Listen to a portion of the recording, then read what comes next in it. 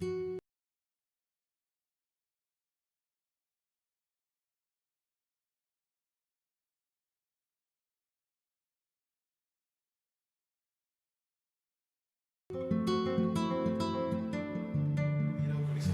nadie. ¿Y eso aplica para Conagua? Sí. No, Conagua es un desconcentrado. Entonces Conagua es un dependiente jerárquico de la Semarnat, entonces no lo podría hacer en estricto sentido. Si fuera un paraestatal sí lo haría. Entonces, pero Conagua es muy tramposo, yo creo que es de las entidades más corruptas del país, si no es que es la más, pero por mucho, ¿no? Porque pues sí, tiene muchos incentivos para la corrupción. Y lo que sucede es que cuando una dependencia, por ejemplo la Secretaría de Educación, quiere abrir un fideicomiso, como ese dinero supuestamente no es de él sino de la Federación, le tiene que pedir permiso a Hacienda, y Hacienda es el que constituye el fideicomiso. En el caso de las entidades paraestatales no. Entonces por eso también no sabemos ni cuánto dinero, ni cuántos recursos, ni nada, porque además hay entidades paraestatales en los 32 estados de la República. O sea, hay muchísimo dinero en instrumentos financieros que además sí tienen que rendirse cuentas de eso, tiene que ser auditable, tiene que ser fiscalizable, y esa es una lucha en la que estamos. No necesitarían presupuesto base cero, ni todas estas cosas que inventa el gobierno para reducir el gasto, ni medidas de austeridad, ni nada, si hubiera una política inteligente de recuperación de activos que están en fideicomisos y que es dinero ocioso. O sea, hay fideicomisos para la edición de libros de lujo, y hay millones de pesos, y que ni siquiera es una instancia que ni emite libros. O sea, ¿qué con eso, no? Pero así está la onda. Entonces, bueno, eso estaba hablándoles de los riesgos en el manejo del gasto y me estaba desviando un poco. Les voy a hablar del Sistema Nacional Anticorrupción. El Sistema Nacional Anticorrupción nace con una reforma que se hizo a la Constitución en 2014 y hubo muchos intentos, ¿no? O sea, primero empezó en el año 2012. El nuevo gobierno llegó con muchas ganas, hizo un pacto con las principales fuerzas políticas del país que se denominó el Pacto por México, y en ese pacto todo caminaba en caballo de Hacienda y pasaban las reformas estructurales más difíciles y más inconcebibles que pudieran haber pasado, como cuchillo en mantequilla. O sea, los 12 años que el PAN estuvo queriendo hacer reformas hacendarias, energéticas y todo, y no pudo porque tenía una enorme resistencia en los legisladores. Cuando entró Peña Nieto, lo primero que hizo fue un acuerdo con panistas y perredistas para que todo saliera bien. Y así sacaron la reforma educativa, la reforma hacendaria y una serie de compromisos, hasta que se le cayó el teatrito y todo el andamiaje se vino al traste y ya no hubo ningún acuerdo y ya no pudieron jalar hacia el mismo lado. Cuando eso está caminando en caballo de Hacienda y todo iba muy bien, dentro del Pacto por México está el compromiso de crear una ley de rendición de cuentas y de combate a la corrupción. Entonces el PRI, queriendo cumplir con este compromiso,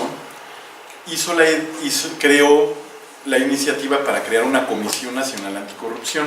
Entonces la Comisión Nacional Anticorrupción iba a ser una instancia gubernamental con muchísimas facultades, así megapoderosa, que podía hacer todo contra los corruptos, investigarlos, sancionarlos, castigarlos, quitarlos, meterlos a la cárcel, pero iba a depender del presidente, y iba a tener el presidente, además iba a ser el rector de todo el Consejo Anticorrupción del país, y el que iba a determinar cuáles eran las medidas de integridad que se tenían que tomar. O sea, todo era Peña Nieto, iba a tener su comisión, y es más, se modificó para todo esto la Ley Orgánica de la Administración Pública Federal para desaparecer a la Secretaría de la Función Pública y en su lugar poner a la Comisión Nacional Anticorrupción. O sea, pan con lo mismo, igual un subordinado jerárquico, todo lo mismo.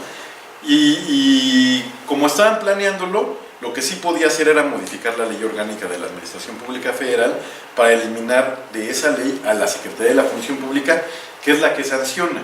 O sea, si de por sí no sanciona, el hecho de que en 2012 la eliminaran fue todavía más estúpido, porque entonces ya no tenías ni la Comisión Nacional Anticorrupción que ibas a tener supuestamente, ni la Secretaría de la Función Pública, porque ya la había sacado del mapa de la ley, pero como no la había desaparecido en estructura, se le hizo fácil simplemente darle dinero para que paguen sueldos a toda la gente, pero no poner un titular. O sea, no tener a un secretario de la función pública, y así dijo, en lo que la desaparezco, en lo que crea yo haga mi comisión. Pero en ese hacerse pato, le cayó lo de Ayotzinapa, le cayó lo de la Casa Blanca, y todos los ojos se pusieron encima del presidente y le dijeron, oye, ¿y a ti nadie te revisa? Sí, la función pública, pero hace 2 años que no tiene secretario y además la desapareciste de la ley. No importa, ahorita ponemos a mi amigo. Entonces puso a su amigo, puso ahí a Virgilio Andrade. Y entonces hasta después de 2 años, la Secretaría de la Función Pública revivió como torpemente, ¿no? ¿Y qué pasó? No se creó la Comisión Nacional Anticorrupción. Ese proyecto era una porquería. Las organizaciones de la sociedad civil que estábamos metidos en todo el análisis legislativo, nos pusimos de acuerdo para salir y decir, oigan, esta es una verdadera burla, no queremos esta Comisión Nacional Anticorrupción. Ya la había aprobado el Senado de la República y solo faltaba la ratificación en la Cámara de Diputados. Entonces logramos hacer acuerdos con los diputados para que no se presentara esa comisión, sino que en su lugar se presentara un sistema, porque la lucha contra la corrupción no puede quedar en una instancia, sino en todas, y tiene que haber sistemas de contrapesos para que todo pueda quedar bien regulado, ¿no? Y la verdad es que la idea del sistema sí jaló muy bien, entonces empezaron a haber muchos proyectos de cómo crear un sistema anticorrupción y se quedó atrás del Pacto por México junto con la Comisión Nacional Anticorrupción, junto con todo este interés de tener el control absoluto de la lucha anticorrupción, y al final lo que quedó fue una reforma que tiene como algunas cuestiones muy importantes que rápidamente se las menciono. Una de ellas es, se fortalece a la Auditoría Superior de la Federación para poder hacer auditorías en tiempo real, o sea, no esperarse los 14 meses, sino poder hacer auditorías y detectar irregularidades en el momento en el que sucedan y ir con el tribunal a que el tribunal sancione. Se le quitó la atribución de sancionar a la Secretaría de la Función Pública para dársela a un tribunal. Se establecieron facultades específicas para ese tribunal, se establecieron nuevas obligaciones para la Auditoría Superior de la Federación para que se pudiera crear lo que le llamamos el Sistema Nacional de Fiscalización, que es un sistema en donde la fiscalización se puede coordinar entre ciudadanos, entidades de control interno, entidades de fiscalización, o sea, se puedan coordinar mamá y papá y los hijos y todos para controlar el asunto del dinero. Ese es el Sistema Nacional Anticorrupción. Pero además de fiscalización. Exacto, la nacional con la de los estados. Con las de los estados, exacto. Ajá. Entonces te ayuda a tener el control de los recursos de tu familia y de todas las familias más pequeñas que están alrededor. Entonces eso es el Sistema Nacional de Fiscalización. Y también creo al Comité de Participación Ciudadana, que son 5 ciudadanos notables en la lucha anticorrupción, en la transparencia, en la rendición de cuentas, y que se hayan destacado, ahí ya se nombraron esos 5. También creo, bueno, esta era otra reforma que se hizo en 2014, un año antes, en donde se creó la Fiscalía General de la Nación, en donde la Procuraduría General de la República actual, que tiene el mismo problema que la Secretaría de la Función Pública, o sea, la Secretaría de la Función Pública actualmente sanciona administrativamente y sanciona mal, y la Procuraduría General de la República actualmente investiga los delitos relacionados con corrupción y lo hace muy mal. ¿Por qué? Porque también depende del presidente. Entonces, la reforma hizo que se le quitara al presidente la Procuraduría General de la República y se creara un ente autónomo que se llamará Fiscalía General de la Nación o Fiscalía General de la República, que va a tener 2 fiscalías especializadas de acuerdo a la Constitución. Tendrá más realmente, pero la Constitución nos dice por lo menos de 2. Una que se va a dedicar a los delitos electorales y otra que se va a dedicar a los delitos anticorrupción.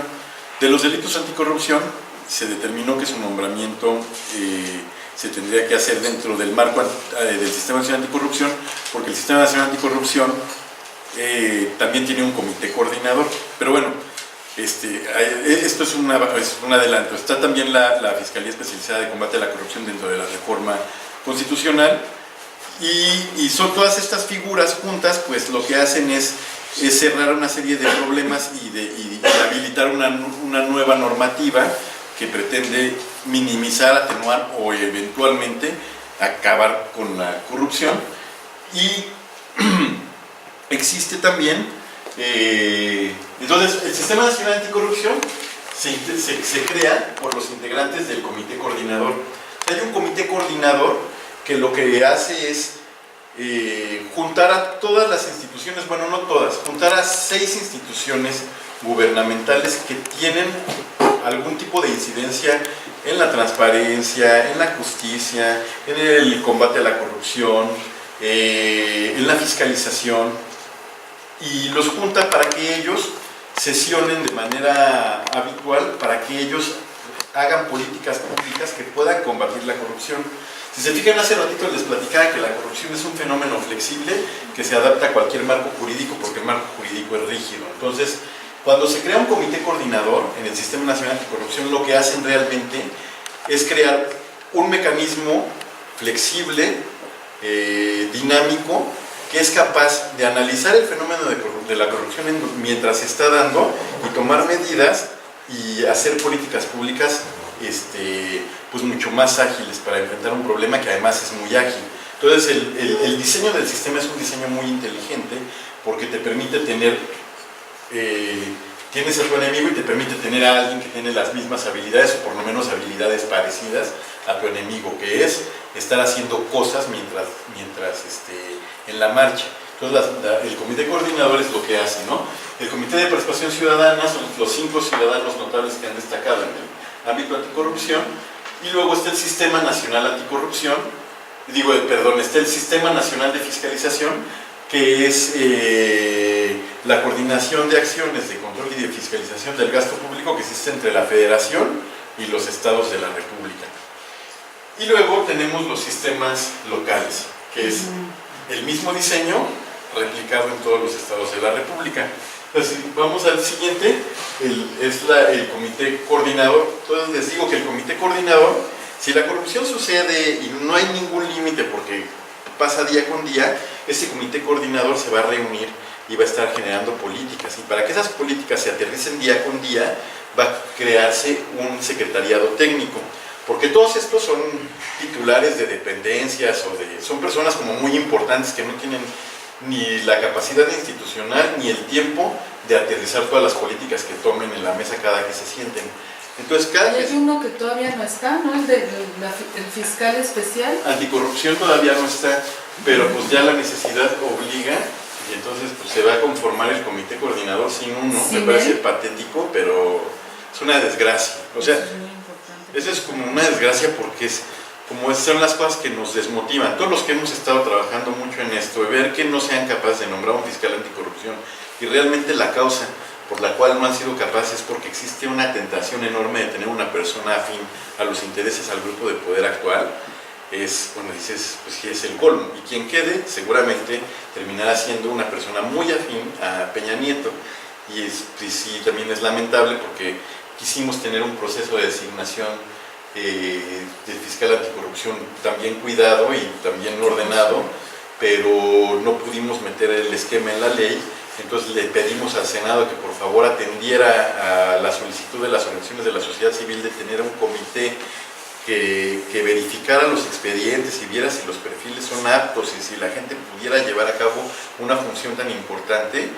Y ellos primero nos dijeron, sí, cómo no, nos dieron una palmadita en la espalda, y después han hecho lo que han querido, y como no nombraron a un comité ciudadano selectivo que ayude a hacer la selección, como se los pedimos, se fueron por la libre, y a la larga se dieron cuenta que su proceso sí necesitaba una legitimación social, y nos buscaron de nuevo y les dijimos, no, pues así como lo estás haciendo, no, como te lo solicitamos, sí, pero como lo estás haciendo no lo vamos a ir a avalar, no vamos a ir a avalar un proceso en donde vas a poner a tu compadre, ¿no? Entonces invitaron a personas de la sociedad civil que avalaran el proceso, ¿no? ¿Y quiénes son? Pues está ahí Luis Carlos Ugalde, que es el mismo sujeto que hizo lo de la fraude electoral del 2006, pero que ahora creó su consultoría y ahora opina de temas públicos. Entonces ahora uno va a hablar anticorrupción, está en el foro y va a hablar, y al lado tiene a Ugalde, ¿no? Dan ganas de decir, aquí el otro de al lado del foro, ese le voy a poner de ejemplo. ¿No le molesta, compañero, que lo ponga de ejemplo? Sí. Ahorita que hable de corrupción. No, pero sí, sí es muy lamentable.